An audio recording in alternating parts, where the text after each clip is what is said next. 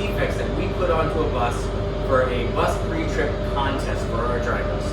So these defects were not on a bus that was in service. This bus was prepared for this contest and it's locked out, tagged out, so that no one operates it. These are defects that drivers should find in their normal daily pre-trip. The first of these defects is actually back here in the back of the passenger compartment, and the drivers should be checking to make sure that there are no unattended packages or anything left behind. And in this case, if you look right back here behind the seat, we see a package that should not be here. So the drivers should notice this, and that should be something that they take care of before they start their day. So coming outside the vehicle, the first thing on the exterior that was prepared is actually a missing valve cover.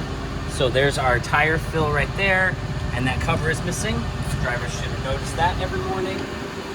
Coming around the vehicle, this is our fuel door. The bus uses low sulfur diesel, and this flap is open. That should be locked down. So that was a loose fuel cap.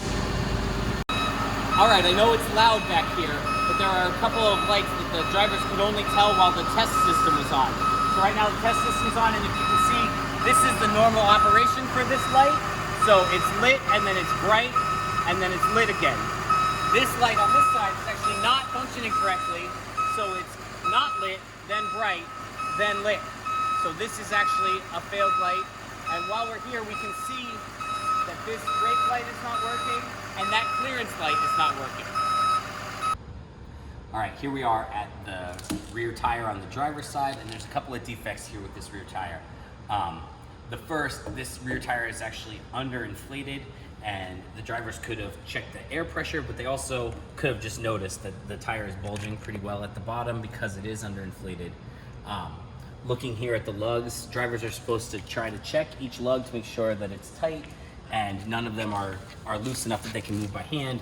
And you can see there are a couple of lugs on this tire that will move. So those should have been detected.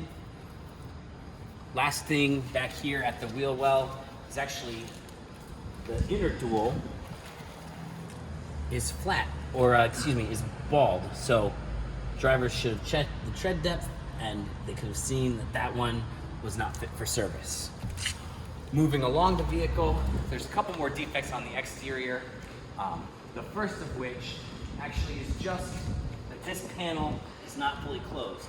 So they need to check the panels each day to make sure that they're all tight so that they don't have panels flapping while they're driving, and that would have made one heck of a noise. Coming around to the front of the vehicle, drivers check all the wipers each day to make sure that the wipers are going to be good if it rains. And in this case, our driver's side wiper would have left a pretty nasty watery smear instead of clearing the windshield. Down here below the vehicle, one of the things drivers are supposed to check for is fluid leakage. And in this case, there's a little puddle of coolant right there under the bus. That would have come from the driver's defroster loop, but any coolant leak is a concern. All right, we're up in the driver's compartment now. Every morning, the drivers have to check their wipers and their washers to make sure that everything's working well and they'll be able to see. And in this case, we actually compromised the auxiliary wiper washer so that it doesn't hit the windshield. So if the drivers had turned it on to test it, they would see that it's spraying everywhere except where it's supposed to.